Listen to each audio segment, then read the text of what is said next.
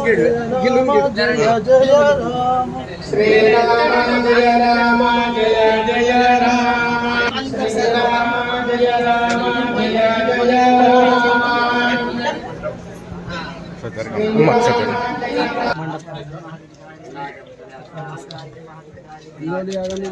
మూడు రోజులండి. నిన్న ఈ రోజు నిన్న జలాధివాసం, ఈరోజు ధాన్యాధివాసం, అయిన తర్వాత సాయంకాలం శ్రేయాధివాసము, పుష్పఫలాధివాసము, రేపు ఉదయం 8:05. పాండురంగ విఠల పండరినాథ విఠల పాండురంగ విఠల పండరినాథ విఠల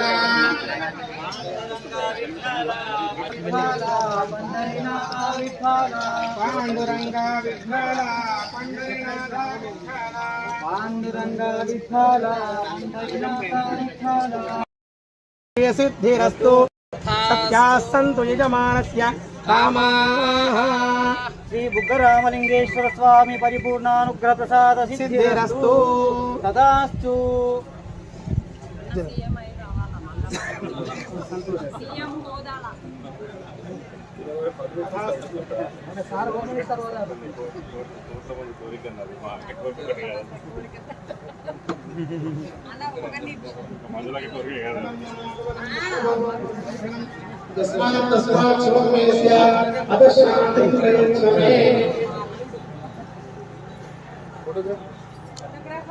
సార్ సైడ్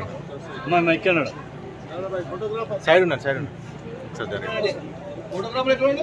వస్తున్నా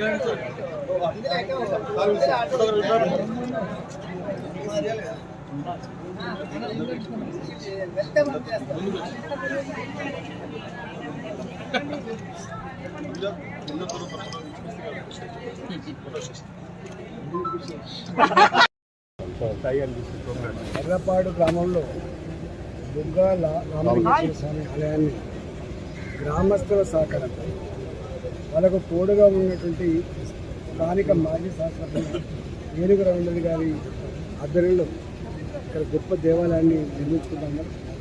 నిన్న ఈరోజు రేపు ఘనంగా పూజలు నిర్వహించి శాస్త్రబద్ధంగా ఈ నిర్మాణం కొనసాగుతుంది.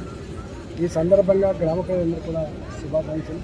దీనికి సహకరిస్తున్నటువంటి ఏనుగు రవీంద్ర గారు కూడా మా పక్ష అభినందనలు. ఈ దేవాలయాలు ఈ మధ్యకాలంలో గ్రామాలలో అమ్మవారి ఆలయాలు కానీ, శివాలయాలు కానీ, రామాలయాలు కానీ ఇష్టంగా కట్టుకుంటారు. అంటే మానవ విలువలు తగ్గిపోయి మానవ సంబంధాలు ప్రశాంతకంగా మారిన సందర్భంలో ప్రతి కుటుంబం ఎవరిని కదిలించినా కూడా సుఖంగా శాంతిగా బతికిన పరిస్థితులు ఎప్పుడు ఏం జరుగుతుందో ఏమైపోతుందో ఒక ఆందోళన ఉన్నటువంటి ఈ రోజుల్లో మనిషికి ప్రశాంతతని, మనిషికి మళ్ళీ గత గొప్ప చరిత్రని, మానవ సంబంధాన్ని పాదుకొల్పే దాంట్లో, మన సంస్కృతి మన సాంప్రదాయాలను కాపాడే దాంట్లో ఈ దేవాలయాలు తోడ్పాటు అందిస్తాయని, దిక్కుమొక్కు లేని జనానికి, ఆపదలో ఉన్న జనానికి ఒక భరోసా ఇచ్చేటువంటి గొప్ప కేంద్రాలుగా వెలుస్తాయని చెప్పి భావిస్తా ఉన్నాం. బుగ్గ రామలింగేశ్వర స్వామి దేవాలయం ఈ ఎర్రపహాడ్లో నిర్మించుకున్న సందర్భంగా అందరూ స్వాగతించారు. భారతీయ జనతా పార్టీ సంపూర్ణంగా అధికారంలోకి వచ్చిన తర్వాత మొట్టమొదటి రాష్ట్రపతిగా దళిత బిడ్డను అత్యున్నతమైనటువంటి స్థానంలో కూర్చోబెట్టినటువంటి పార్టీ భారతీయ జనతా పార్టీ. రెండవసారి రాష్ట్రపతి అభ్యర్థిత్వం కోసం దేశ చరిత్రలోనే ఇప్పటివరకు గిరిజనుల గురించి ఎవరు ఆలోచించలేదు. గిరిజన మహిళని ద్రౌపదిని రాష్ట్రపతి అభ్యర్థిగా ప్రకటించి ఇవాళ అట్టడుగు వర్గాల్లో ఉన్నటువంటి వాళ్ళు కూడా రాజ్యాధికారంలో రావాలి, అధికారంకి వస్తేనే దేశం బాగుపడుతున్నటువంటి గొప్ప సందేశాన్ని ఇచ్చిన మానవుడు నరేంద్ర మోడీ గారు. నరేంద్ర మోడీ గారి మంత్రివర్గంలో కూడా 50% పైబడి దాదాపు 27 మంది ఓబీసీ మంత్రులతో అన్ని వర్గాలకు సమిష్ట ప్రాధాన్యత కలిగించినటువంటి పార్టీ కూడా భారతీయ జనతా పార్టీ. ఈ దేశంలో అనేక రాష్ట్రాలలో ఓబీసీ ముఖ్యమంత్రులు, అంత పెద్ద ఉత్తరప్రదేశ్ కావచ్చు, మధ్యప్రదేశ్ కావచ్చు, అనేక రాష్ట్రాల్లో ముఖ్యమంత్రులను ప్రకటించిన రాష్ట్ర పార్టీ కూడా భారతీయ జనతా పార్టీ. ఇవాళ భారతీయ జనతా పార్టీ అన్ని కులాలకి, అన్ని వర్గాలకి, అన్ని మతాలకి సముచిత ప్రాధాన్యత ఇచ్చినటువంటి పార్టీగా ఇవాళ చరిత్రకెక్కింది. ఇవాళ అన్ని వర్గాల ప్రజల ఆశీర్వాదం కూడా నరేంద్ర మోడీ గారి ప్రభుత్వానికి దక్కింది. సరే, అగ్నిపథ్ సికింద్రాబాద్లో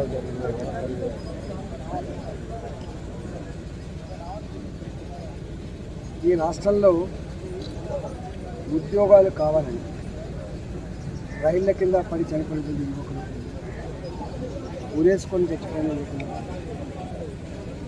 పాయిజన్ తాగి తెచ్చుకునేటువంటి యువకులు, అలాంటి యువకులకి కనీసం ఓదార్పు అందించిన కేసీఆర్ ఆ కుటుంబానికి కనీస ఆర్థిక సాయం కూడా చేయలేదు. చివరికి ఆ కుటుంబాన్ని పరామర్శించడానికి మాలాంటి వాళ్ళని పోతే అరెస్ట్ చేసినటువంటి దుర్మార్గమైన నీతి ఇక్కడ కొనసాగుతూ ఉంది. కానీ అదే సికింద్రాబాద్లో మాత్రం ఆ బాబు ఆ కాల్పుల్లో చనిపోతుంది. ఆ బాబు చావుకు కారణమైన పార్టీ టీఆర్ఎస్ పార్టీ, టీఆర్ఎస్ ప్రభుత్వం. ఒక ముగ్గురు జమ కొడితేనే సమాచారం తెలిసి ఇళ్ళ ముంగడికి వచ్చి మిమ్మల్ని అబ్జర్వ్ చేస్తామనేటువంటి పోలీస్, చీమ చిటుక్కుమన్నా మాకు తెలుస్తా అని చెప్పినటువంటి పోలీస్, హైదరాబాద్లో లక్షలాది కెమెరాలు పెట్టి ప్రతి అంగళాన్ని, ప్రతి మనిషిని డ్రెస్ లేని పోలీస్ ఇవాళ మిమ్మల్ని కంటికి రెప్పలా కనిపెడతా ఉందని చెప్పేటువంటి పోలీస్. అట్లాంటి పోలీస్ ఇవాళ 3,000 మంది, 4,000 మంది మెసేజ్లు పెట్టుకొని వాట్సాప్లలో సమాచారాన్ని పంచుకొని జమ అయి సికింద్రాబాద్ రైల్వే స్టేషన్కి ఎంటర్ అవుతున్నప్పుడు ఎక్కడ పోయింది పోలీస్, ఏమైంది పోలీస్కి? దాన్ని బట్టి అనుమానం అనేకం రేకెత్తా ఉంది. వాళ్ళు కనుక నిలువరించి ఉండి ఉంటే, వాళ్ళు లోపలికి పోనీయకుండా ఉండి ఉంటే, ఈ ఆస్తుల విధ్వంసం జరిగి ఉండకపోతే ఈ కాల్పులు జరిగేది కాదు, ఆ అబ్బాయి చనిపోయేటోడు కాదు. ఆ అబ్బాయికి చావు కారణమైనటువంటి టీఆర్ఎస్ పార్టీ ఇలా సిగ్గు లేకుండా ఆ డెడ్ బాడీని కుటుంబానికి ఇవ్వకుండా వరంగల్ హాస్పిటల్లో పెట్టింది. తెల్లారి 50 కిలోమీటర్ల పరిధిలో అసలు ఎప్పుడు కూడా భారత మహిళలు డెడ్ బాడీ పాడని మోసే సంస్కారం లేదు కదా. ఇదంతా అపసవ్యంగా నడుస్తున్నటువంటి అపచారానికి సంబంధించినటువంటి ప్రభుత్వం కాబట్టి ఇవాళ మహిళలు కూడా పాడే మోసి బాధ్యత జెండాలు పెట్టి మంత్రులు, ఎమ్మెల్యేలు ఎగబడి గల దాన సంస్కారం పాల్గొనంటేనే వాళ్ళకి ఎంత నిస్సిగ్గుతనంతో ఎంత బరిదగించేస్తుందో సమాజం అంతా కూడా అర్థం చేసుకుంటారు. చావుకు కారణమైన పార్టీ టీఆర్ఎస్ పార్టీ, చావు కారణమైన ప్రభుత్వం కేసీఆర్ ప్రభుత్వం. ఆ ప్రభుత్వమే ఇవాళ ఈ పని చేస్తుందంటే సిగ్గుతో తలదించుకుంటారు. ఎన్ని చిల్లర పనులు, చిల్లర వేషాలు వేసినప్పటికీ కూడా కేసీఆర్ గారికి తెలంగాణ ప్రాంతంలో శిక్ష తప్పదు. ప్రజలు తప్పకుండా గుణపాఠం చెప్పని వస్తుంది. ఇవాళ నాయ బ్రాహ్మణులు పెట్టుకునేటువంటి సలూన్ షాపులలో ఫోటోలు ఉండొచ్చు, ఇవాళ మా రజకులు పెట్టుకునే లాంటి షాపులలో ఫోటోలు ఉండొచ్చు, భయానికే ఫోటోలు పెట్టుకుని తప్ప లోపల మాత్రం కేసీఆర్ పట్ల ఎంత ద్వేషం ఉందో, ఎంత కోపంతో రగిలిపోతున్నారో వచ్చే ఎన్నికలలో ప్రస్ఫుటమవుతా ఉంది. ఇవాళ 30-40 సంవత్సరాల అనుభవం ఉన్నటువంటి కేసీఆర్ గారు పీకే లాంటి బట్కత్తులు అంటే తన తక్కుటమార విద్యలు, తన గజకన్న గోకన్న చేష్టలు, తన అబద్ధాల చేష్టలు కొనసాగలేవు, ప్రజలు నమ్మట్లేదని చెప్పి తెచ్చుకుంటా ఉంది. కాబట్టి డెఫినెట్గా ఇవాళ కేసీఆర్ గారు కేంద్రం మీద దుమ్మెత్తిపోసే ప్రయత్నం చేసినా, ఇతర పార్టీలు నిందించే ప్రయత్నం చేసినా, ఇవాళ చిల్లర ప్రయత్నాలు చేసినా తెలంగాణ గడ్డ మీద గెలిచేటువంటి పార్టీ భారతీయ జనతా పార్టీ. ఎగిరే జెండా కాషాయ జెండా మాత్రం. మీరు చూస్తున్నారు ఐ డ్రీమ్ న్యూస్ ని. Please subscribe I dreams For more videos, subscribe I dream. please subscribe for more videos. I dream. For more videos, Subscribe, I dream. Please subscribe. Subscribe I dream channel. Do subscribe. I dream. I dream ఛానల్ని subscribe చేయండి.